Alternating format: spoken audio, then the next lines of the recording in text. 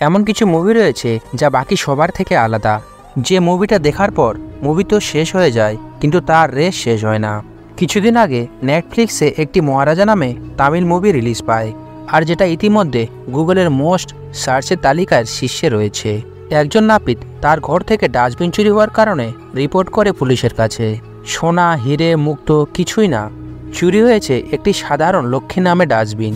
আর এই ডাস্টবিন খোঁজার জন্য সে সমস্ত কিছুই বাজি ধরতে রাজি। ব্যাপারটা কি এতটাই সাধারণ? এর পেছনে থাকা রহস্য তোমাকে অবাক করে দেবে। গল্পের আসল স্বাদটাই রয়েছে সিনেমার শেষে।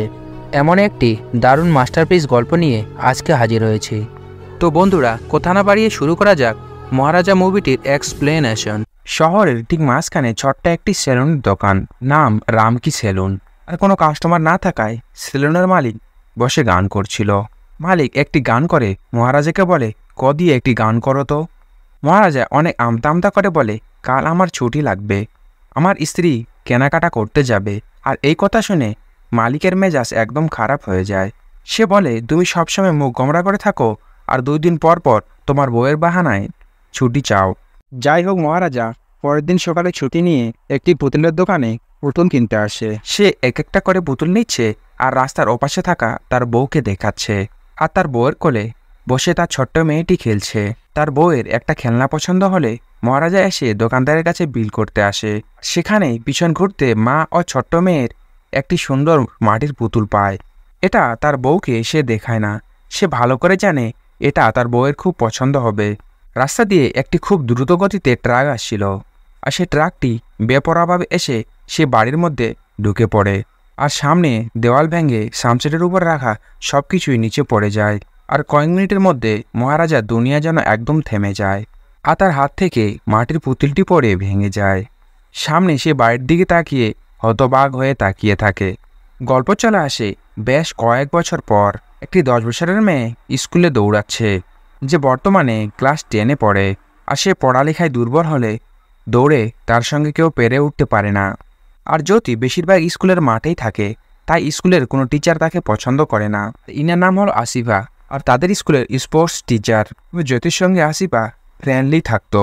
আসিফা জ্যোতিকে স্পোর্টস বাদেও অন্য কিছু পড়াতে সাহায্য করে।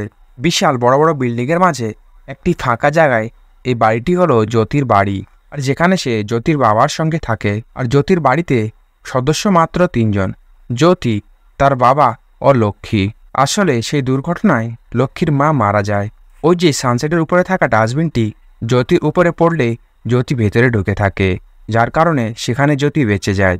আর সেদিন থেকে সেই ডাস্টবিনটি তাদের কাছে হয়ে যায় সামান্য থেকে অমূল্য সম্পদ।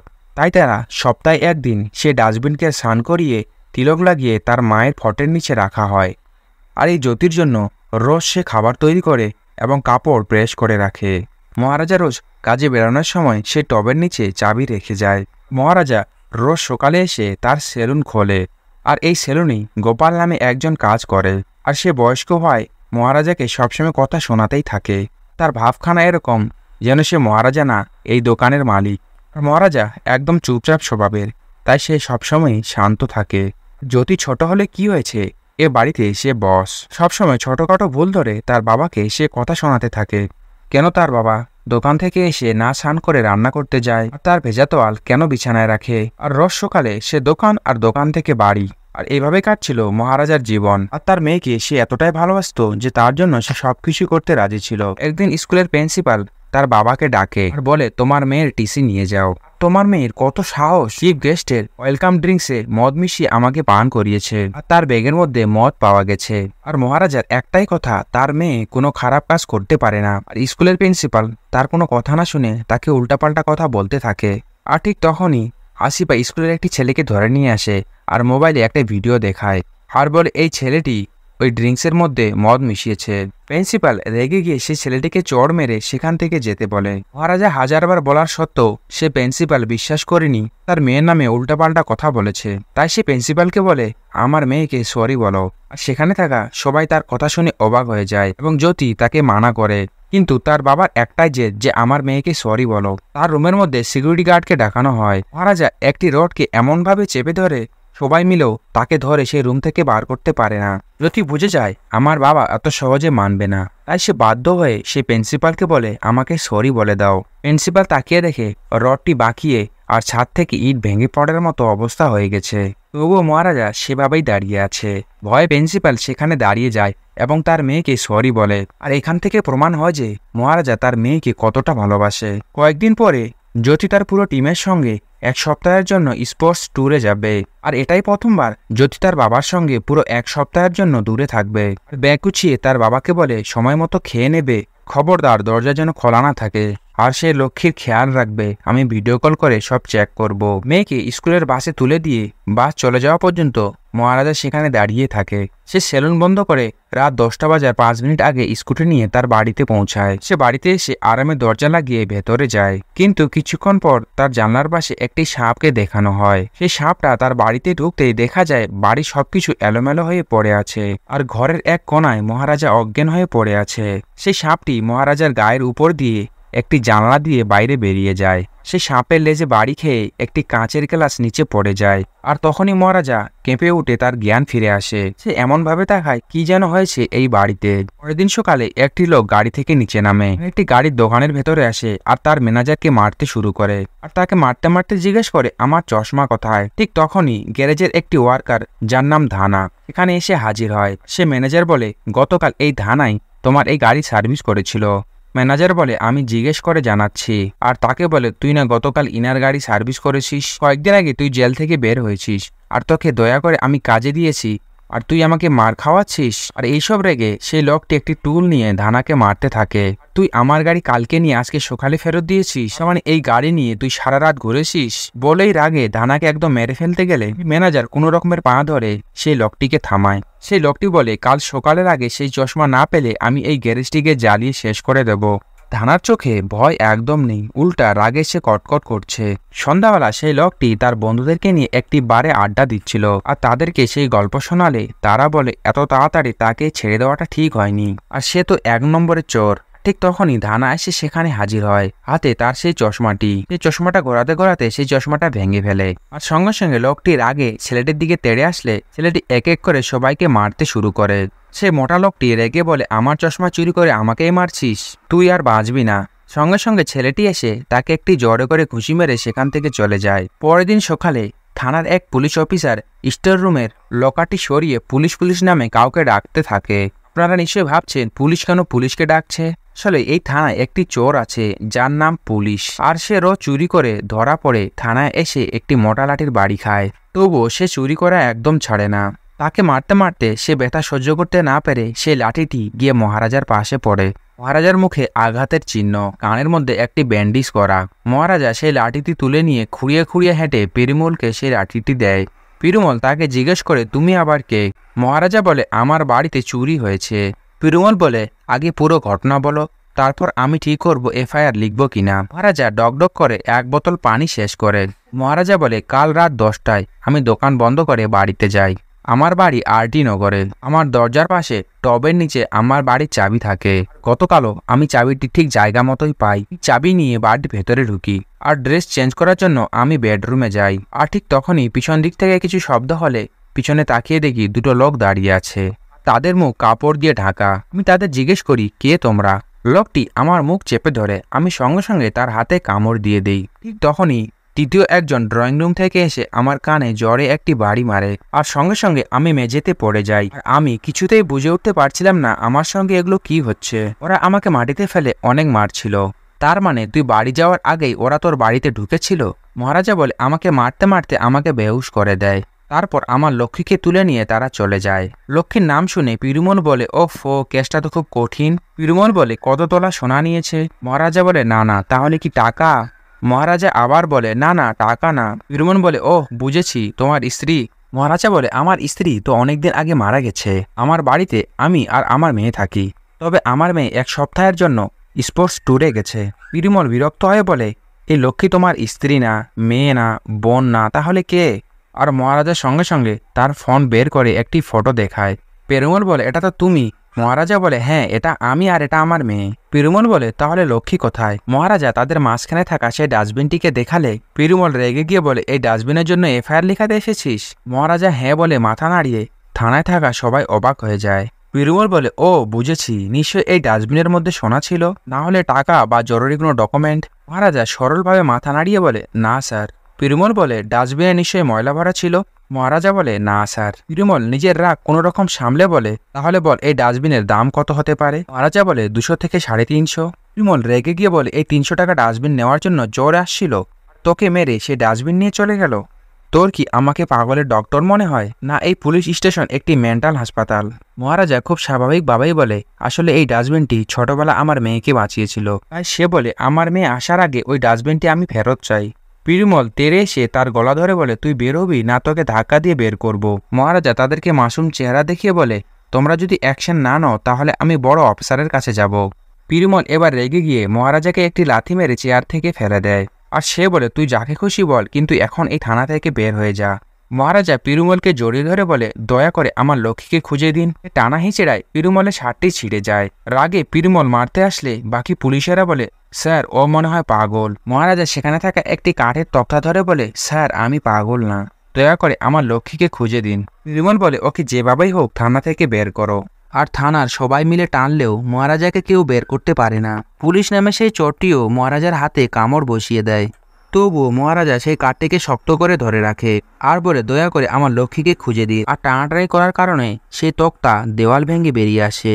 সাথে সাথে সেখানে রাখা সব জিনিস নিচে পড়ে যায়। উপর থেকে একটি মাটির কলসি ভেঙে পড়ে আর সেখান থেকে একটি সাপ বেরিয়ে আসে। সাপ দেখে সবাই থানার বাইরে বেরিয়ে আসে, কিন্তু মহারাজা সেই থানার ভিতর একাই ঢুকেছিল। আর ঠিক তখনই মহারাজা সেই সাপটিকে হাতে ধরে নিয়ে বাইরে আসে। এদিকে আমাদের ইন্সপেক্টর ভারুকে দেখানো হয়, সে একটি চোরের সঙ্গে হাত মিলিয়েছে। সে অরিজিনাল সোনাকে বদলে নকল সোনা তাদের হাতে ধরিয়ে দেয়, আর সেখান থেকে কেস মিটিয়ে থানায় এসে হাজির হয়। আর এসে দেখে থানা এলোমেলো হয়ে ভেঙে পড়ে আছে। আর সে জিজ্ঞেস করলে সবাই মহারাজার দিকে তাকায়। আর মহারাজা তখন চুপচাপ একটি কণের মধ্যে বসে আছে। তার এমন ভাব সে যেন কিছুই জানে না। আর মহারাজা তখনই উঠে দাঁড়ায়। ভারত মহারাজাকে সামনে বসিয়ে জিজ্ঞেস করে, বলো কি হয়েছে? ঠিক আগের মতোই সে ডকডক করে এক বোতল পানি শেষ করে আর খুব শান্তভাবে সেই ঘটনা বলতে থাকে। আর সবাই মহারাজার এই কাহিনীতে বিরক্ত। পিরুমল বিরক্ত হয়ে বলে, স্যার মূল কথা হলো ওর বাড়িতে 3 জন লোক মুখোশ পরে আসে আর তাকে মেরে মাটিতে ফেলে ওর 350 টাকার ডাস্টবিন নিয়ে চলে যায়। ভারত বিরক্ত হয়ে বলে, এই নাও টাকা আর নতুন একটা ডাস্টবিন কিনে নিও। মহারাজা বলে, স্যার আমার দয়া চাই না, আমার সেই লক্ষ্মীকেই চাই। আমার মেয়ে যদি ক্যাম্প থেকে ফিরে এসে সেই লক্ষ্মীকে দেখতে না পায় তাহলে আমাকে খুব বোকাজোকা করবে। ভারত অবাক হয়ে জিজ্ঞেস করে বলে, এই লক্ষ্মীটা আবার কে? পিরুমল রেগে গিয়ে বলে, আরে ওই ডাস্টবিনের কথাই বলছে। মহারাজা বলে, ওই লক্ষ্মী ছোটবেলা আমার মেয়ের উপর পড়ার কারণে আমার মেয়ে বেঁচে গিয়েছে, তাই এই লক্ষ্মী আমাদের জন্য অনেক মূল্যবান, দয়া করে আমার ওই লক্ষ্মীকে খুঁজে দিন। ভারত বলে, আচ্ছা খুঁজে দেব, এখন যা যা বলছি তার উত্তর দাও। ওরা কোনো প্রমাণ রেখে গেছে? মহারাজা বলে, না। তাহলে ওরা কোন ভাষায় কথা বলছিল? তারা দেখতে কিরকম ছিল? মহারাজা খুব ভেবে চিন্তেই বলে, ওরা 3 জনেরই মুখে কাপড় লাগানো ছিল। ভারত তাকে ধমক দিয়ে বলে, চোর কি এসে তোমাকে মুখ দেখাবে নাকি? যাই হোক, ডাস্টবিন ছাড়া আর কি চুরি হয়েছে? মহারাজা বলে, আর কোনো কিছুই চুরি হয়নি। ভারত এবার প্রচুর রেগে বলে, আমাকে কি পাগল মনে হয় তোমার? না, যারা এসেছিল তারা পাগল, যে তোমার ওই ছোট্ট ডাস্টবিন চুরি করতে আসবে। এমন কিছু বলো যেটা আমার বিশ্বাস হয়, না হলে থানার মধ্যে তুমি যে কাণ্ড করেছ তার জন্য তোমাকে জেলে ঢোকাবো। মহারাজা বলে, ওদের 3 জনের মধ্যে আমি একজনকে চিনতে পারবো। ভারত তাড়াতাড়ি কাগজ কলম নিয়ে লিখতে বসে যায়, আর সে প্রচুর সিরিয়াস হয়ে শুনতে থাকে। আর হাতাহাতি করার সময় একজনের শার্ট ছিঁড়ে গেছিল আর তার পিঠের মধ্যে। ভারত বলে, কি দেখলে? মহারাজা খুবই সিরিয়াস হয়ে বলে, একটি কান। আচ্ছা আপনারাই বলেন, কারো পিঠের মধ্যে কি কান থাকতে পারে? মহারাজা বলে, হ্যাঁ স্যার, আমি নিজে চোখে দেখেছি। আর তার এই কথা শুনে থানার সবাই একদম অবাক হয়ে যায় আর তাকে জিজ্ঞেস করে, এটা কোনো কথা হলো? আর পুলিশ নামে লোকটি একটি কথা বলে, আমার না সন্দেহ হচ্ছে, তার পিঠে যদি কান থাকতে পারে তাহলে কি ওই কান দিয়ে সে শুনতে পারে? ভারত জিজ্ঞেস করে, একে? পিরুমল বলে, ও পুলিশ, আর সে সুযোগ পেলে চুরি করে। ভারত আর কোনো সহ্য করতে না পারে মহারাজার সম্পূর্ণ রাগ ওই পুলিশের উপর ছেড়ে ফেলে। ভারত তার দিকে একটি বন্দুক তাক করে বলে, খবরদার, যদি থানার তোকে তীর সীমানায় দেখি তাহলে তোকে গুলি করে উড়ে দেব। মহারাজা কোনো রকমে তার ফোন আর কলমটি উঠিয়ে হাঁটতে হাঁটতে গেটের বাইরে চলে যায়। ভারত বন্দুক হাত নিয়ে বলে, সামান্য একটি লোককে থানার বাইরে বের করতে পারছো না, আর তোমরা জানো না বন্দুক কোথায় থাকে? একবার বন্দুকের ভয় দেখালে তো সে কতক্ষণই চলে যেত। তবে আর কেউ লজ্জা না পেলেও পুলিশ নামে লোকটি ঠিক লজ্জা পায়। ভারত পুলিশকে গুলি করতেই যাবে, মহারাজা এসে বলে, স্যার বেচারা ভারত এতক্ষণ ধরে যে ডায়লগ দিয়েছিল সব বৃথাই হয়ে গেল। মহারাজা বলে, আমি 40,000 টাকা দিচ্ছি, দয়া করে এই এফআইআরটি লিখে নিন, আর এই কেস সলভ হলে আরও 5 লাখ টাকা দেব। সবাই হতবাক হয়ে যায় আর বলে, সামান্য একটা ডাস্টবিনের জন্য 5 লাখ টাকা? ভারত মহারাজার গালে দেয় একটা থাপ্পড়। বাইরে ভারতের একটি চামচা বসে টাকা গিদ্দি করছে। সে বলে, সবার সামনে কি টাকার কথা বলে?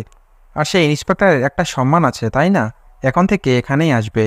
টাকার কথা হয়েছে আর কাজ হবে না, এটা হতে পারে নাকি? এর পরের দিনই ভারত তার টিম নিয়ে মহারাজার বাড়িতে আসে। মহারাজা পিরুমলকে আবার সেই চুরির ঘটনা বলতে গেলে, খবরদার আবারও যদি কাহিনী বলেছিস তাহলে এই কেস সিবিআইকে দিয়ে দেব। ভারত রান্নাঘরে এসে দেখে খাবারের প্লেটে এখনো সে ভাত পড়ে আছে। কনস্টেবল কুজান ভারতকে বলে, চোরেরা সাধারণত পিছনের দরজা দিয়ে ঢুকেছে। আশেপাশের বাড়িতে জিজ্ঞেস করলেও সেমন কোনো তথ্য পাওয়া যায় না। কুজান আলমারি খুঁজতে খুঁজতে সেখানে একটি ব্যাংকের ডিটেলস পায়, যেখানে মহারাজার সেভিং অ্যাকাউন্টে 15 লাখ টাকা ছিল। মহারাজা তখন তার ফোনে জ্যোতির পাঠানো সে ভিডিও দেখছে। তার মেয়ে বলে, আজ তো শুক্রবার, তুমি লক্ষ্মীকে স্নান করিয়েছো তো? আর তার স্নান করার ছবি আমাকে পাঠাও। রাজা তাড়াতাড়ি ফোন বন্ধ করে রেখে দেয়। পিরুমল ইন্সপেক্টরকে বলে, আমার মনে হয় এই বাড়িতে কোনো ইল্লিগাল কাজ হয়েছে, যার জন্য মহারাজার উপর তারা অ্যাটাক করেছে। নিশ্চয় ওই ডাস্টবিনের মধ্যে দামি কিছু ছিল। সে সত্যি কথা বললে আমরা 5 লাখের জায়গায় অনেক বড় অ্যামাউন্ট পাবো। ভারত মহারাজাকে এক পাশে নিয়ে গিয়ে তাকে বলে, আমি যখন আছি তোমার কোনো চিন্তা করার দরকার নেই। আসলে প্রত্যেক এলাকার চোরদের এক একটা করে গ্যাং থাকে, যারা ভিন্ন ভিন্ন জিনিস চুরি করে। আর তুমি যদি আমাকে বলো ওই ডাস্টবিনের মধ্যে কি ছিল, তাহলে আমি সহজে ধরতে পারবো। মহারাজা বিরক্ত হয়ে বলে, দরকার হলে আমি 7 লাখ টাকা দেবো, তবু আমার মেয়ে আসার আগে ওই লক্ষ্মীকে আমার চাই। আর সিন চেঞ্জ হয়ে গল্প চলে আসে সিলভামের কাছে। বাথরুম থেকে বের হয়ে সে দেখে সাপি তার জন্য রান্না করছে। সাপি পেঁয়াজ চাইলে সিলভাম কাউকে জিজ্ঞেস করে, পেঁয়াজ কোথায় আছে? মুখ বাঁধানো রক্তাক্ত অবস্থায় থাকা একটি মহিলা বলে, পেঁয়াজ ওই দিকে আছে। আর মহিলার পাশেই তার মেয়েকে বেঁধে রাখা হয়েছে। এদিকে সাপি তার রান্না শেষ করে। সিলভাম সেই মহিলাকে জিজ্ঞেস করে, আর তোমার কাছে কি কি আছে? সেই মহিলাটি তার মেয়ের যান বাঁচানোর জন্য সবকিছুই বলে দেয়। সব টাকা গয়না নেওয়ার পরে মহিলাটি বলে, আমরা কাউকে কিছুই বলবো না, দয়া করে আমাকে ছেড়ে দিন, আর আমাদের কাছে আর কোনো কিছুই নেই। সাফি সিলভামকে ইশারা করতেই সিলভাম সেখান থেকে উঠে যায়। আর সাপি সে বাচ্চা মেয়েটিকে পাশের রুমে নিয়ে যায়। আর সেই মহিলাটি অসহায়ের মতো কান্না করে সেই মেয়েটিকে ছেড়ে দিতে বলে। সেখানে থাকা একটি ছোট কলসি তার পছন্দ হয়ে যায় এবং সেটি পকেটে ঢুকিয়ে নেয়। সে রান্নাঘর থেকে খাবার নিয়ে সারা ঘর ঘুরে দেখতে দেখতে থাকে। আর তারা সেখান থেকে বের হতেই রান্নাঘরের সিলিন্ডার সেখানে খুলে দেয়। কিছুক্ষণ পর সিলিন্ডার ফেটে সেখানে ব্লাস্ট হয়ে যায়। আর তারা গল্প করতে করতে এমনভাবে বের হয় যেন সেখানে কোনো কিছুই হয়নি। সিলভা পরের দিন সকালে তার বাড়িতে আসে। আর সেখানে এসে তার বউ পার্বতী আর তার একটি ছোট্ট মেয়ে রয়েছে। আর এই ছোট্ট মেয়েটি সিলভামের জানের টুকরো। অথচ সে অন্য মেয়ের সঙ্গে সে একটি কত বড় খারাপ কাজ করে আসলো। সিলভা সেই মেয়েটিকে কোলে নিয়ে তার পায়ে চুমু খেয়ে সে পকেট থেকে খেলনাটি বের করে। তার মেয়েটি খেলনাটা পছন্দ না করলে সিলভা সেই ডাস্টবিনের মধ্যে খেলনাটি রেখে দেয়। আর দেখা যায় এটা সেই ডাস্টবিন যার জন্য মহারাজা সবাইকে পাগল বানিয়ে রেখেছে। তাহলে কি সেলভাম আর সাফি সেই চোর? এদিকে থানায় মহারাজার কাছ থেকে রোজ রোজ টাকা নিয়ে থানায় চাকরের মতো খাটাচ্ছে। এদিকে পিরিমল আর কুজান শহরের সমস্ত দোকানে গিয়ে মহারাজার মতো ডাস্টবিন খুঁজে বেড়াচ্ছে। আর থানার সবাই মহারাজাকে ডাস্টবিন বলে ডেকে কাজ করাচ্ছে। তবুও রাজা তার লক্ষ্মীকে ছেড়ে যাবে না বলে সারাদিন থানায় বসে থাকে। অপরদিকে তার মেয়ে জ্যোতি ক্যাম্পে খেলাধুলায় ব্যস্ত। এদিকে মহারাজা কখনো খাবার ফেলে মার খাচ্ছে, কিংবা গ্যাস সিলিন্ডার আনতে গিয়ে মার খাচ্ছে। আর এত অপমানের পরেও সে থানা থেকে কোথাও যাচ্ছে না। এদিকে সিলভা আর সাফি মানুষকে দেখানোর জন্য একটি ইলেকট্রিক দোকানে কাজ করত। আর রাত হলে তারা মানুষের বাড়িতে চুরি করতে আসে।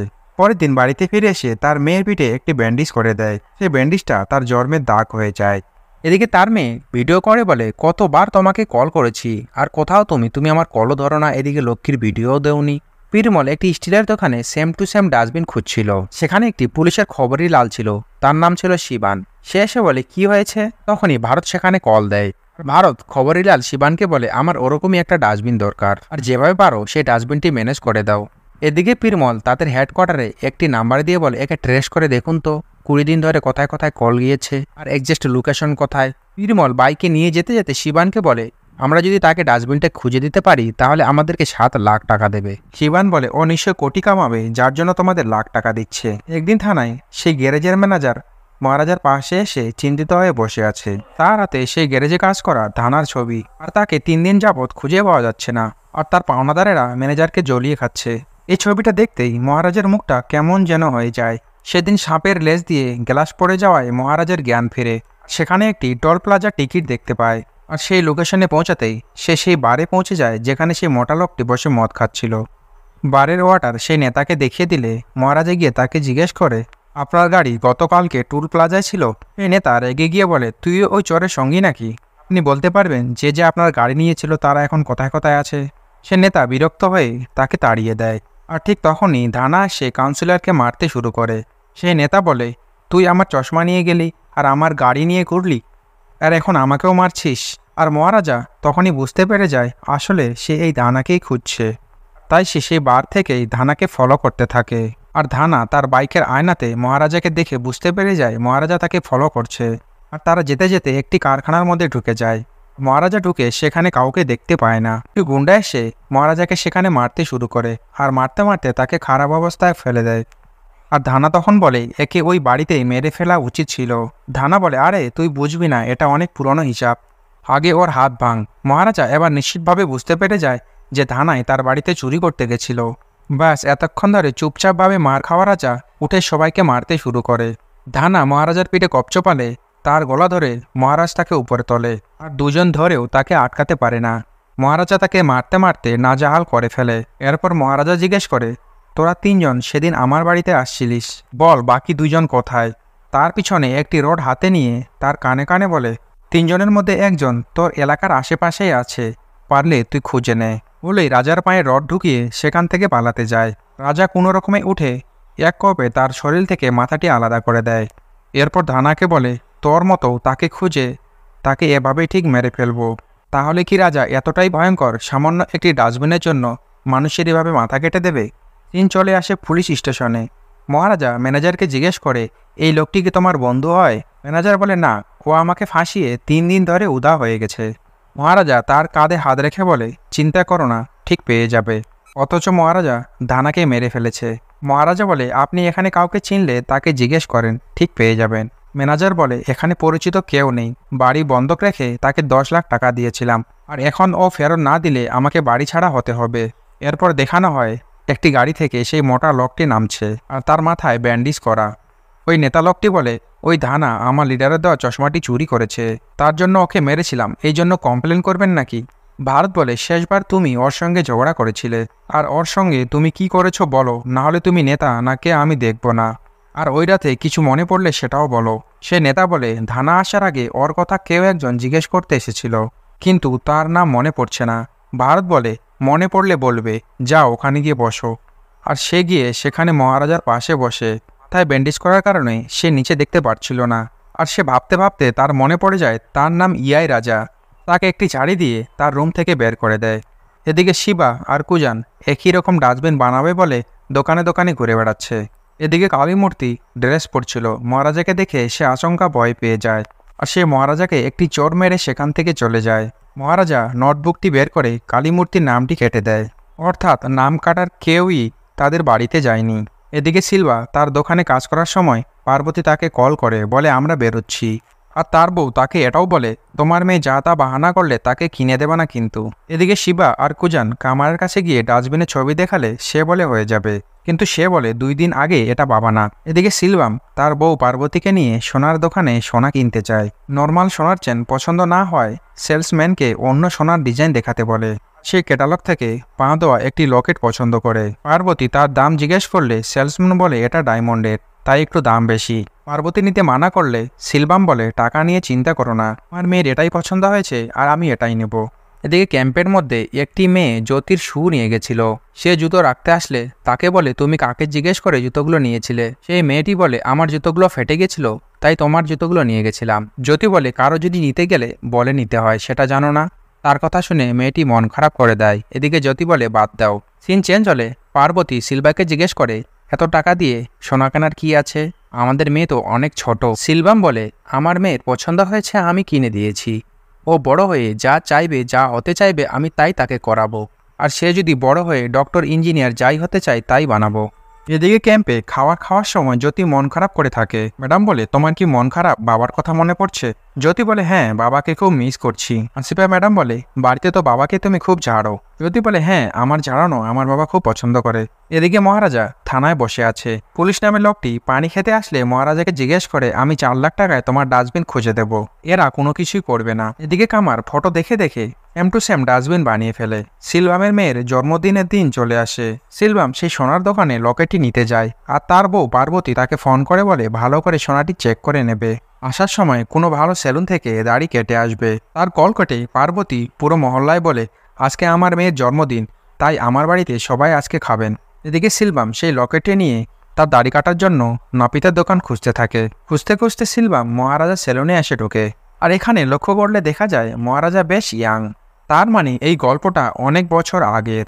সিলভাম ঢুকতেই তার কাছে একটি কল আসে, আর প্যান্ডেল ডেকোরেটর তাকে কল করে বলে কি করবে না করবে সেটা আমি এখান থেকে বলে দেব। কল কেটে দিয়ে সিলভাম দাড়ি কাটার জন্য বসে, আর নাপিতের মালিক তাকে বলে তুমি দাড়িটি কাটো, আমরা দুজন চা খেয়ে আসি। এদিকে মহারাজা তাকে জিজ্ঞেস করে তোমার বাড়িতে কি কোনো প্রোগ্রাম আছে? সিলভাম মাথা নাড়িয়ে বলে হ্যাঁ, আজকে আমার মেয়ের জন্মদিন। মহারাজা তাকে জিজ্ঞেস করে আমারও একটি ছোট্ট মেয়ে আছে, আপনার মেয়ের নাম কি? সিলভাম রেগে গিয়ে বলে আমার জীবনবিদ্যা না জানলে তুই কি শেভিং করতে পারবি না? মহারাজা আর কথা না বাড়িয়ে সে কাজ শুরু করে দেয়। সে শেভিং করতে করতে তার হঠাৎ ব্যাটারি শেষ হয়ে যায়।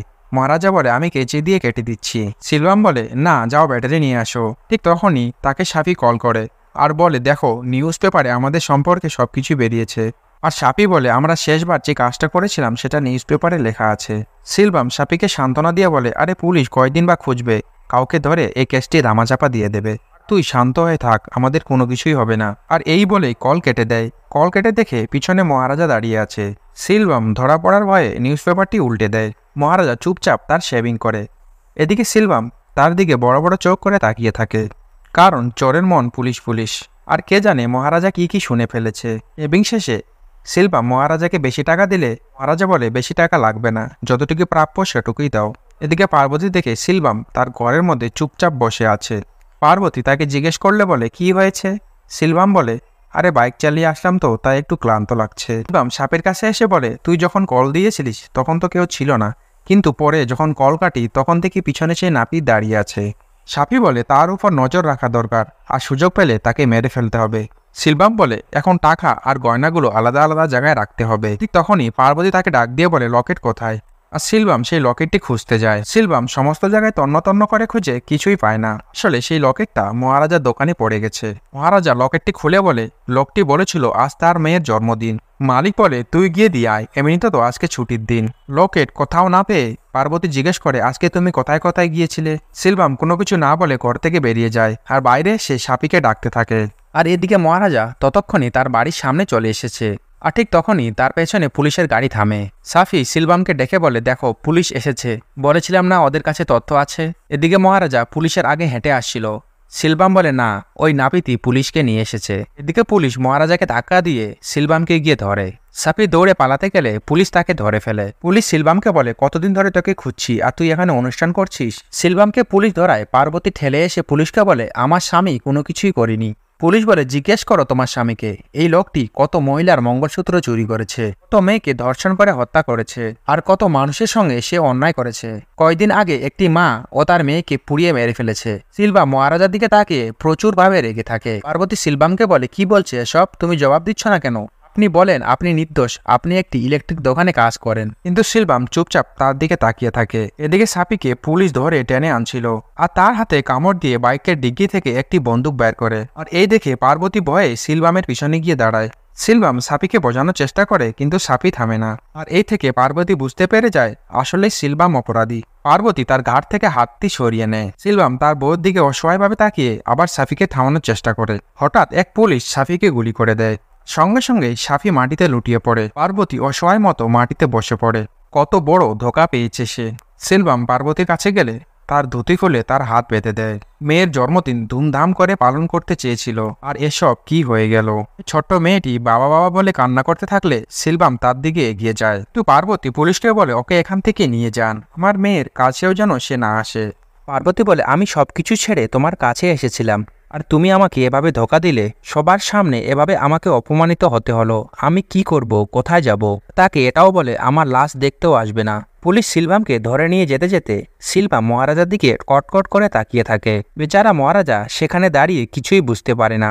গল্প বর্তমানে আসলে দেখা যায় ট্রেনিং শেষে সবাই মিলে বাড়িতে আসছে। জ্যোতি মহারাজাকে ভয়েস মেসেজ করে বলে, আজকে রাতের মধ্যে বাড়িতে পৌঁছে যাব, তোমাকে এক জোড়ি জুতো পাঠালাম, সেম টু সেম জুতো তুমি কিনে নিয়ে আসবে। এদিকে মঞ্জু নামে মেয়েটি তার ব্যাগ খুলে দেখে সেই জুতো, আর মঞ্জু এই জুতোগুলো পেয়ে অনেক খুশি। আর মহারাজা বসে সেই জুতোগুলো দেখছিল। ঠিক তখনই ড্রাইভার এসে বলে, চোরকে ধরেছি, আর কাল এসে তোমার ডাস্টবিন নিয়ে যাবে। আর এই ডাস্টবিন দেখে ভারত খুব খুশি। এটাও বলে, এই ছবিটি দেখে দেখে সেম টু সেম এই ডাস্টবিনটি বানাও। আর তারা ফটো দেখে সেম টু সেম ডাস্টবিন বানাতে শুরু করে। ভারত চা বানিয়ে এসে দেখে সেম টু সেম ডাস্টবিন তৈরি হয়ে গেছে। পিরুমল জিজ্ঞেস করে ও যদি বুঝতে পারে। ভারত বলে, আমি তো ওটাই চাই, আর যদি সত্যি ডাস্টবিন চুরি হয় তাহলে তো মেনে নেবে। এর ভেতরে অন্য কিছু থাকলে সে অনেক প্রশ্ন করবে। আমরা আমাদের কোনো লোককে চোর বানিয়ে তাকে ধরিয়ে দেব।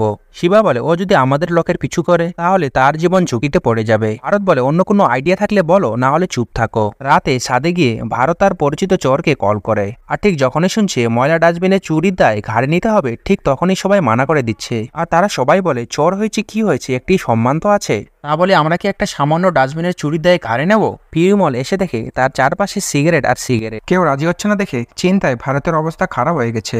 ভারত বলে, আমি কিছু জানি না, আমার কাল সকালের মধ্যে চোর লাগবে। 30,000 টাকা দেওয়ার কথা বলেছিলাম, কিন্তু সেখানে বাড়ি আমি 50,000 টাকা দেব, দরকার হলে 7 লাখ টাকা থেকে ভাগও দেব। শিবা পাশ থেকে বলে, যখন 50,000 টাকা দেবেন তখন অন্য কেউ কেন, আমি নিজে অভিনয় করব। ছোটবেলায় স্কুলে অনেক অভিনয় করেছি, কি করতে হবে সেটা বলেন। ভারত পুলিশ স্টেশনে ফোন করে বলে ও এসেছে। সেখানকার থাকা পুলিশ বলে, ও তো এখানে বসেই আছে, ওকে সম্পূর্ণ ডিটেলসে ভালো করে বলতে বলো। ভারত বলে, ওকে ফোন দাও, ও ভালো করে বলতে পারবে। সেই পুলিশটি মহারাজাকে বলে, আমরা তো FIR লিখতে পারবো না, কিন্তু CHR লিখতে পারবো, কি ঘটনা ঘটেছে সেটা সম্পূর্ণ বলো। এদিকে ভারত ফোনটি লাউড স্পিকার দিয়ে সবাইকে শোনায়। মহারাজা আবারও তার বোতলে ডকডক করে পানি শেষ করে তার গল্প বলতে শুরু করে। তবে এবার সে সত্য ঘটনা বলে। আর ঠিক ওই সময় বাড়িতে মহারাজা না, তার মেয়ে জ্যোতি ছিল। সে ট্রেনিং থেকে বাড়িতে ফিরে টবের নিচ থেকে চাবি বের করে বাড়ির ভেতরে ঢোকে। জ্যোতি ড্রেস চেঞ্জ করার সময় এক চোর সেখানে লুকিয়েছিল। হঠাৎ চোরের ধাক্কা লাগে, কিছু জিনিস পড়ে গেলে জ্যোতি বলে, কে? পিছন দিক থেকে শিবা এসে জ্যোতির মুখ চেপে ধরে। জ্যোতি যাতে কাউকে দেখতে না পারে সেই জন্য তার চোখে কাপড় দিয়ে বেঁধে দেয়। জ্যোতি পালানোর অনেক চেষ্টা করে। শিবার আঙুলে কামড় বসিয়ে সে সেখান থেকে চলে যাচ্ছিল। ঠিক তখনই তৃতীয় রুমে থাকা অন্য ব্যক্তি জ্যোতির চোখের মধ্যে আঘাত করে। জ্যোতি মাটির মধ্যে লুটিয়ে পড়লে দেখা যায় এই তৃতীয় ব্যক্তি সিলভা, অর্থাৎ সিলভাম প্রতিশোধ নিতে ফিরে এসেছে। সিলভাম নির্মমভাবে জ্যোতিকে মারতে থাকে। সে ব্যথায় ছটফট করতে থাকে। কিছুক্ষণ পর 3 চোর বাইরে রুমে আসলে সিলভাম হতাশ হয়ে জোরে করে চিৎকার করে। শিবা বলে, মহারাজা এখন বাড়িতে থাকলে তাকে শেষ করে চলে যেতাম, সেখানে ওর মেয়ে রয়েছে। সিলভাম ফটোর দিকে তাকালে দেওয়ালের মধ্যে দেখতে পায় সেখানে তার মেয়ে ও তার ফটো রয়েছে। শিবা বলে, মেয়েটা খুব সুন্দর। সিলভাম ইশারা দিতে শিবা মেয়েটির রুমে চলে যায়। আর এই সিলভাম আসলে একটি অমানুষ। এদিকে মহারাজা বাড়িতে ফেরার সময় জ্যোতির দেওয়া সেই লাল জুতো কেনার জন্য দোকানে আসে। দোকানদার বলে, আমার কাছে এখন তো সেম জুতো হবে না, তবে 3 কিলোমিটার দূরে গোডাউন থেকে সেম জুতো নিয়ে আসতে পারি। মেয়ের খুশির জন্য মহারাজা দোকানে বসে ওয়েট করে। প্রত্যেকবারের মতো সিলভাম রান্নাঘর থেকে প্লেটে করে খাবার নিয়ে আসে। শিবা বেরোলে ধানা আবার সেই মেয়েটার সঙ্গে খারাপ কাজ করতে যায়। সেখান থেকে বেরিয়ে শিবাকে জিজ্ঞেস করলে, তুই তো বলেছিলিস 10টার সময় মহারাজা বাড়িতে আসে, হ্যাঁ সে তো এখনো বাড়িতে আসলো না, ঠিক মতন তুই ফলো করতে পারিস না? আমি রোজ দেখি ও ঠিক টাইমে বাড়িতে আসে, জানি না সে কোথায় চলে গেছে। মহারাজার মেয়ে 1 সপ্তাহ ধরে ট্যুরে ছিল, আজ বাড়িতে এসেছে। আসলে সিলভাম মহারাজাকে খুন করার জন্য এসেছিল, কিন্তু বলির শিকার হলো জ্যোতি। আর শিবাও সেই 3 চোরের একজন। আসলে শিবা এখনো জানে না সে যে চুরি দায় নিচ্ছে সেটা আসলেই সে করেছে। প্রথম থেকেই মহারাজা তার মেয়ের আসামিদের খুঁজছে, আর পুলিশকে সে লক্ষ্মী নামক ডাস্টবিনের কথা বলেছে। এই জন্য মহারাজা ধানাকে দ্বিতীয়বার মারার জন্য ভাবিনি। শিবা তার মেয়েকে দ্বিতীয়বার ধর্ষণ করে বের হয়ে ধানা সেই মেয়েকে মারতে গেলে সিলভাম বলে, ছেড়ে দাও, পরে দেখা যাবে। ধানা বলে, 13 বৎসর ধরে তুমি এই দিনের অপেক্ষা করছো, আর এখন কি হলো? জেলে থাকার সময় তো বলতে ওকে মারবে। সিলভাম পাত্তা না দিয়ে সেখান থেকে চলে যায়। আর মেয়ের এরকম অবস্থা কোনো বাবাই সহ্য করতে পারবে না। সিলভাম মহারাজাকে মৃত্যুর থেকেও বড় সাজা দিয়ে গেল। মহারাজা উঠে যেতে লাগলে সেখান থেকে একটি পুলিশ বলে, এটুকু তো বুঝেছি তুমি একটি ডাস্টবিনের জন্য এখানে আসনি। আর এই ঘটনা শোনার পরে শিবা স্তব্ধ হয়ে যায়। আর কেউ না বুঝলেও শিবা বুঝে যায় যে এই কাজটা সেই করেছে। ভারত বলে ও যেমনটি বলেছে ঠিক সেমনটি ভাবে তোমাকে বলতে হবে, দরকার হলেও তুমি নিজে থেকে কিছু বানিয়ে দিও। আমি শিবা ভয়ে হেসে বলে আমি ডাস্টবিন চুরি করা দায় নিলে সবাই আমাকে দেখে হাসবে। ভারত বলে কানে নিচে একটা দেব। শিবা বলে আমি তো না করিনি। ঠিক আছে করে দেব, 1 মিনিট, আমি আমার বউকে একটি কল করে আসি। সিলভাম একটি পরিবারে বসে খাবার খাচ্ছিল। শিবা তাকে ফোন করে বলে আমরা ফেঁসে গেছি, ডাস্টবিন চুরি হয়েছে বলে সে কমপ্লেন করেছে, আর খোঁজাখুঁজির পর পুলিশ আমাকে অভিনয় করতে বলছে। সিলভাম বলে তুই শান্ত হয়ে থাক আর ধানাকে কল কর। শিবা বলে ধানার কোনো খোঁজ নেই, আর আমি তো এমনিতেও ফেঁসে গেছি। সিলভাম বলে তুই এরকম কিছু করিস না, যেটা করলে আমরা ফেঁসে যাব। তার কথা না শুনে শিবা ভরতের কাছে চলে যায়। আমাকে কালকে কোথায় আসতে হবে তাই আমার সময় বলে দিন। ভরত বলে আজ তুমি এখানে থাকো, আর তোমার বাড়ি অনেক দূর। আর শিবা না করলেও ভারত তাকে ধমক দিয়ে তাদের এখানে রেখে দেয়। আর এটাকেই বলে নিজের পায়ে নিজেই কুড়াল মারা। টাকার লোভে অভিনয় করতে গিয়ে সে আসলেই ফেঁসে গেল। আসলে মহারাজা সেদিন জুতো কেনে তার বাড়িতে আসলে সে দেখে দরজা খোলা আছে। সে বলে আমাকে বোকা দিয়ে তুমি তো নিজেও এখন দরজা খুলে রেখেছ, আর তোমার লাল রঙের জুতো পাইনি তাই অন্য কালারের জুতো নিয়ে এসেছি। ঠিক কোনো রকমে মহারাজাকে বাবা বলে ডাকলে মেয়ের এই অবস্থা দেখে মহারাজ সঙ্গে সঙ্গে চোখ বন্ধ করে নেয়। তাড়াতাড়ি করে তাকে হাসপাতালে নিয়ে আসা হয়। ডক্টরের পা ধরে বলে দয়া করে আমার মেয়েকে বাঁচান। তার বাড়িতে গিয়ে সেই কেনা জুতো মাটিতে ফেলে নিজে ভাঙচুর করে মাটিতে লুটিয়ে পড়ে। মহারাজা হাসপাতালে আসলে সেখানে দেখানো হয় লক্ষ্মী আসলে চুরিই হয়নি, তার হাসপাতালে বেডের নিচে রাখা। আর এদিকে ভয়ে শিবার অবস্থা নাজেহাল। সে সারা রাত চিন্তায় ঘুম পাড়তে পারছে না। জ্যোতির জ্ঞান ফিরলে সে মহারাজাকে বলে বাবা ওরা কারা ছিল, আর আমার সঙ্গে ওরা কেন এরকম করলো, আর তুমি তো আমার সব ইচ্ছে পূরণ করো, আর আমার এই ইচ্ছেটাও পূরণ করো। আমি ওদেরকে দেখতে চাই, আমাকে ওদের কাছে নিয়ে চলো। মহারাজা কষ্টে আর যন্ত্রণায় কিছুই বলতে পারে না, আর তার সামনে বসে কান্না করে। সকাল হয়ে গেছে। ভারত শিবাকে মাঝখানে বসিয়ে তার কাছে নিয়ে যাচ্ছে। ভারত বলে ওকে দেখানোর জন্য তোমাকে কিন্তু মারতে পারি। এদিকে মহারাজা তাদের জন্য ওয়েট করছিল। ডাস্টবিনটি মহারাজার হাতে দিয়ে বলে এই লোকটাই চুরি করেছে, ভালো করে চেক করে নাও এই ডাস্টবিনটাই তো, বাকি টাকা রেডি করে রেখেছো তো। মহারাজা ভারতকে বলে সবকিছুই ঠিক আছে। ভারত শিবাকে বলে এবার দেখাও তুমি কেমন করে চুরি করেছো। এদিকে ভয়ে শিবার গলা শুকিয়ে গেছে, কিন্তু তার মুখের মধ্যে সে কষ্টের হাসিটি আছে। ভারত বলে একে যখন পেয়েছি বাকি সাথীগুলোও পেয়ে যাব। মহারাজা তাকে জিজ্ঞেস করে তোমার বাকি সাথীগুলো কোথায়? আমরা ভেবেছিলাম এই বাড়িতে দামি কিছু পাবো, তাই আমরা এই বাড়িতে চুরি করতে ঢুকেছিলাম। তারপর বলেই শিবা অন্যদিকে চলে যায়। পুলিশও তার পিছন পিছন যাচ্ছে, কিন্তু মহারাজা ঠিকই বুঝতে পেরেছে এগুলি সব মিথ্যা। বা পিছনে দরজা খুলে বলে আমরা এদিক দিয়ে ঢুকেছিলাম, কি এমন দরজা বানিয়েছো এক লাথিতেই দরজা খুলে গেল। শিবা নেকামি করে বলে বাড়িতে কোনো কিছু না পাওয়ায় আমরা বেরিয়ে যাওয়ার চেষ্টা করছিলাম, তখনই দরজা খোলার শব্দে সেখানে আমরা লুকিয়ে পড়ি। মহারাজা বাড়িতে ঢুকে ব্যাগ রেখে লাইট জ্বালায়।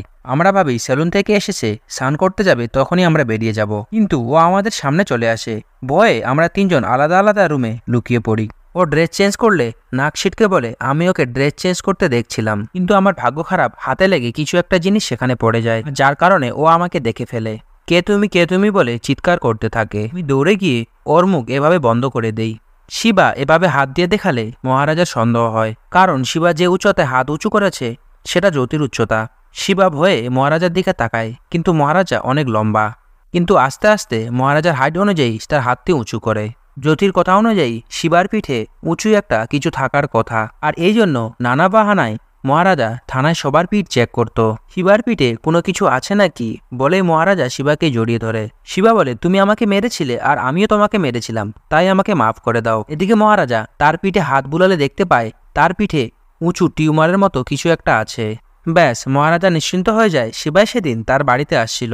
শিবা মহারাজাকে ধাক্কা দিয়ে বলে মাফ করে দিও, চুরি করার মতো কোনো কিছুই ছিল না, তাই আমাদের মাফ করে দিও। এইটুকুর জন্য কেউ কেস করে নাকি? ভারত বলে দেখো চোর আর ডাস্টবিন তুমি দুটোই পেয়েছো, এবার আমাদের টাকা দিয়ে বিদায় করো। মহারাজা বলে ওর সঙ্গে আমি কিছু একা কথা বলতে চাই। ভারত বলে বলো। মহারাজা জিজ্ঞেস করে তোমার বয়স কত? শিবা বলে 54। মহারাজা বলে এই বয়সে এসব করতে লজ্জা করিনি? শিবা ভয়ে ভয়ে বলে এসব করতে আবার লজ্জা লাগে নাকি, সুন্দর ছিল তাই আর কি। মহারাজা শিবাকে বলে মনে হয় না তুই পাপ করেছিস? শিবা বলে আমার এখানে আসার কোনো মতলব ছিল না, আমার বন্ধু আমাকে জোর করে এখানে নিয়ে এসেছিল। মহারাজা তাকে জিজ্ঞেস করে আমাকে ছেড়ে দাও, ও এমনটা বলেছিল তাই না? শিবা মহারাজাকে বোঝায় আমরা চাইলে মেরে ফেলতে পারতাম, কিন্তু এমনটা আমরা তো করিনি। আমি চাইলে ডাস্টবিন দুমড়ে মুচড়ে ফেলে দিতে পারতাম। এর কথা মতো ওই ডাস্টবিন আমি ফেরত দিয়েছি। আমিও এই এলাকায় থাকবো আর তুইও এই এলাকায় থাকবি, আর তোর পুরনো ওই ডাস্টবিনও। শিবা মহারাজার বুকে আঙুল দেখিয়ে বলে ঠিক বলেছি না? মহারাজা এক নজরে শিবার দিকে তাকিয়ে ভাবে এ কোনো মানুষ নাকি পশু। ভারত ঘরের মধ্যে এসে বলে ওর বাড়ি আর ওকেই তুই ধমকাচ্ছিস? না স্যার, আমি এখন তো জেলে যাব, 3 মাস পর এখানে এসে কি করব সেটাই তাকে বলছিলাম। ভারত বলে ফিরে এসে উল্টাপাল্টা কিছু করার প্ল্যান করলে তোকে মেরেই ফেলবো। ভারত মহারাজাকে জিজ্ঞেস করে একে তুমি কি করবে? মহারাজা বলে মাফ করে ছেড়ে দিব। ভারত বলে যার জন্য এত কিছু করলে, লাখ টাকা খরচও করলে, তাকে তুমি ছেড়ে দেবে? মহারাজা ওকে বলে ছেড়ে দিন। ভারত বারবার জিজ্ঞেস করলে মহারাজা একই কথা বলে যে ওকে ছেড়ে দিন, কারণ পুলিশ একবার শিবাকে ছেড়ে দিলে তাকে মেরে শেষ করে দেবে। ভারত বলে ও যদি তোমার মেয়ের সঙ্গে অন্যায় করতো তাও ছেড়ে দিতে? মহারাজা হতবাক হয়ে ভারতের দিকে তাকায়। তার মানে কি ভারত সবকিছুই জেনে গেছে?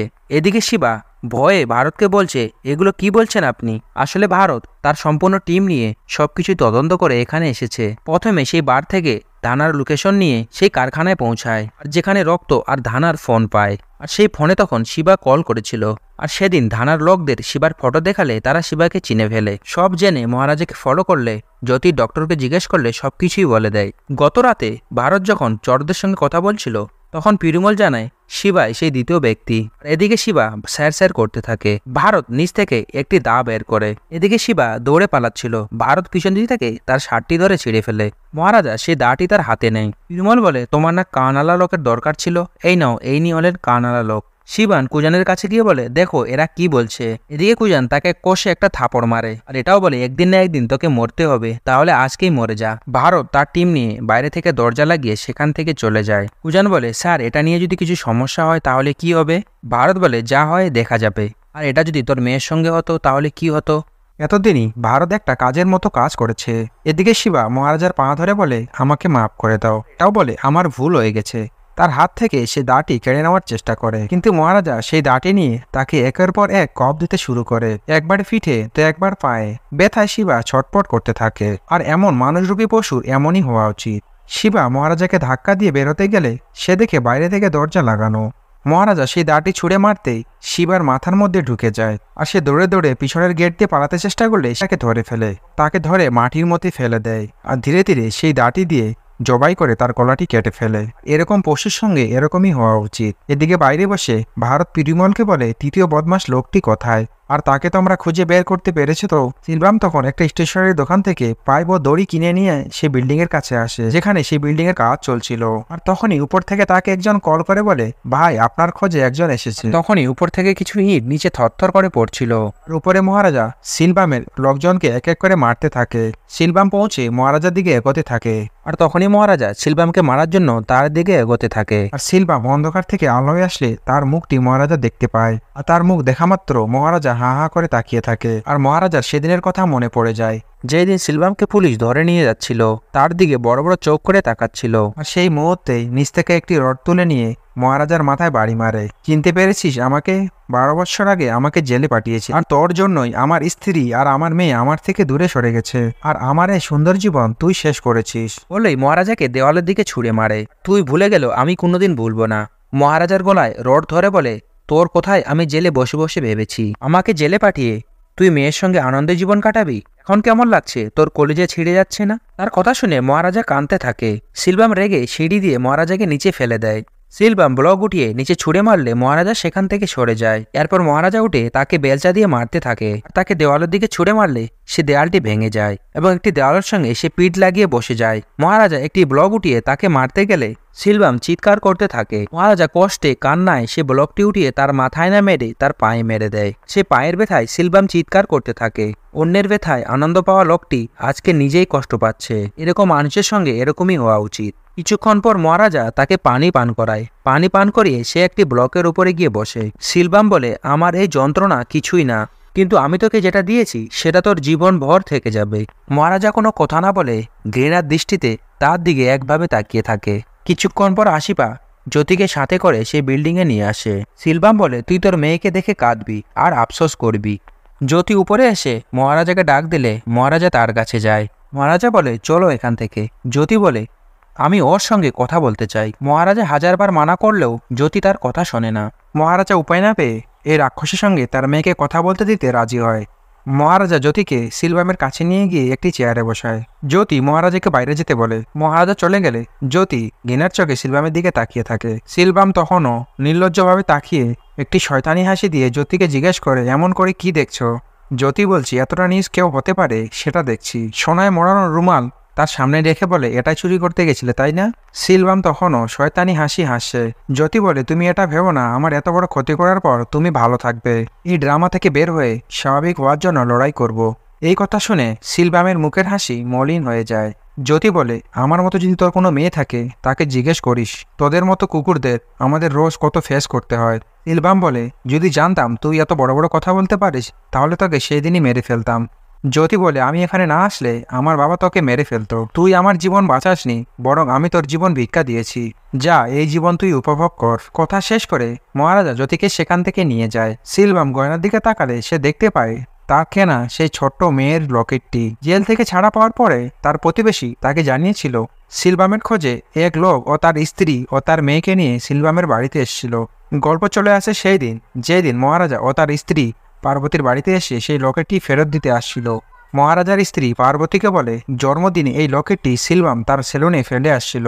আপনার বাড়িতে অনেকবার গিয়েছি কিন্তু আপনাকে পাইনি। অনেক খোঁজাখুঁজির পর আপনার এই ঠিকানা আমরা পেয়েছি। মহারাজা সেই লকেটটি ফেরত দিতে গেলে পার্বতী বলে, এই লকেট আমি চাই না। না জানি এই লকেটের জন্য কত মানুষের জীবন সে শেষ করেছে। এটা কোনো মন্দিরে দান করে দিও। সিলভাম যদি কোথাও থেকে পরিশ্রম করে নিয়ে আসতো তাহলে এই লকেটটি আমি নিতাম। আর ঠিক তখনই মহারাজার স্ত্রী পার্বতী ছোট মেয়ের জন্য সামনের দোকান থেকে একটি পুতুল কিনে আনতে বলে। আর মহারাজা সেই দোকানে গিয়ে তার স্ত্রীকে দেখায় কোনটা নিবে। আর এটাই সেই দৃশ্য যেটা আপনারা সিনেমার প্রথমেই দেখেছিলেন। আর সেই দিনের বাড়িটা মহারাজা ছিল না, বরং পার্বতীর ভাড়া করা বাড়ি ছিল। আর ডাস্টবিনটা ছিল সিলভামের, আর ওই জন্য ওটাই সিলভামের বাড়িতে ছিল। সিলভামের প্রতিবেশী তাকে বলে, সেই বাড়িতে একটা বাচ্চা ছাড়া ওই বাড়িতে থাকা আর কোনো মানুষ বাঁচেনি। তাহলে কি জ্যোতি সিলভামের মেয়ে? সিলভাম তার পিঠের দিকে তাকিয়ে দেখে সেই ঘায়ের পোড়া দাগ, আর যেটা ছোটবেলায় পুড়ে গেছিল। আর এই জ্যোতি তার মেয়ে বুঝতে পেরে সিলভাম জোরে জোরে করে চিৎকার করতে থাকে। আর মহারাজা তাড়াতাড়ি করে জ্যোতিকে সেখান থেকে নিয়ে যায়। মহারাজার উপর প্রতিশোধ নিতে গিয়ে সিলভাম নিজের মেয়ের উপর এত বড় অন্যায় কাজ করলো। যে মেয়ের পায়েতে সে চুমু খেত, আর সেই মেয়েকেই সে নির্মমভাবে মেরে নিজেই ওই নরবশীদের হাতে তুলে দিয়েছে।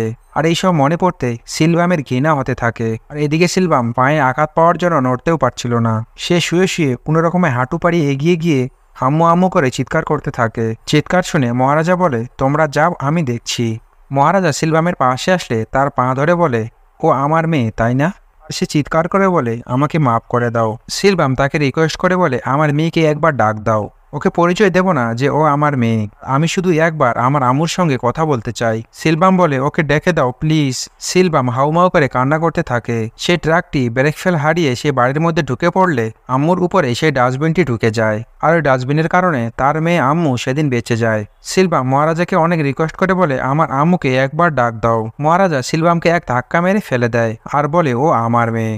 বলেই মহারাজা সেখান থেকে চলে যায়। এদিকে সিলভাম আম্মু আম্মু করে হাহাকার করে চিৎকার করতে থাকে। আরে ভাগ্যের কি পরিহাস! সিলভাম যে মেয়েকে চোখে হারাতো আব্বু আব্বু করে তাকে পাগল করে দিত, আর আজকে সেই মেয়ে অন্য কাউকে বাবা ডাকছে। আর আম্মুর চোখে সিলভাম পৃথিবীর সব থেকে জঘন্য মানুষ। মহারাজা লিফটে করে নিচে নেমে যায়। এদিকে সিলভাম হামুবুড়ি দিয়ে সিঁড়ি নামতে থাকে। সে নিচে পর্যন্ত নামতে পারবে না, সেজন্য বিল্ডিং এর এক কিনারায় গিয়ে তার মেয়েকে আম্মু আম্মু করে ডাকতে থাকে। পায়ের মধ্যে আঘাত পাওয়ার কারণে জ্যোতি জুতো পরতে পারতো না, সেই জন্য সে খালি পায়ে হেঁটে যাচ্ছিল। আর বালির মধ্যে তার পা পড়লে পায়ের ছাপ পড়ে যায়। উপর থেকে সিলভাম তখনও তার মেয়েকে আম্মু আম্মু বলে ডেকেই চলেছে। আর সিলভাম নিজেকে অপরাধী বলে মাথায় থাপড়াতে থাকে।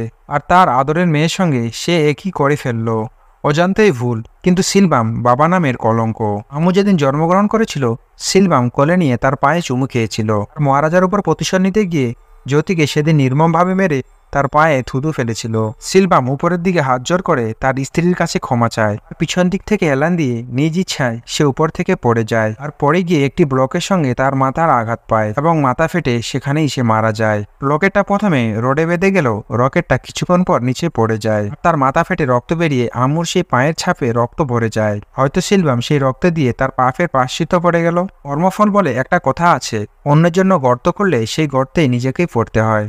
সিলভাম ডাকাতি করতে গিয়ে এরকম সে বহু মেয়ের সঙ্গে অন্যায় করেছে, আর সেই পাপ ঘুরে ফিরে তার মেয়ের সঙ্গেই হয়েছে, তাও আবার তারই কারণে। আর একটা বাবা হয়ে এর থেকে বেশি লজ্জা দ্বিতীয় কোনো কিছুই নেই। তাই কারো ক্ষতি করার আগে হাজারবার ভাবা উচিত, কারণ এমন ক্ষতি আপনার নিজের সঙ্গেই হবে এটা নিশ্চিত। আর এই গল্পটি এখানেই শেষ হয়ে যায়। এরকম সিনেমার সুন্দর সুন্দর গল্প পেতে ভিডিওটি লাইক করে চ্যানেলটি সাবস্ক্রাইব করে দেবেন। ভালো লাগলে কমেন্টে অবশ্যই জানাবেন।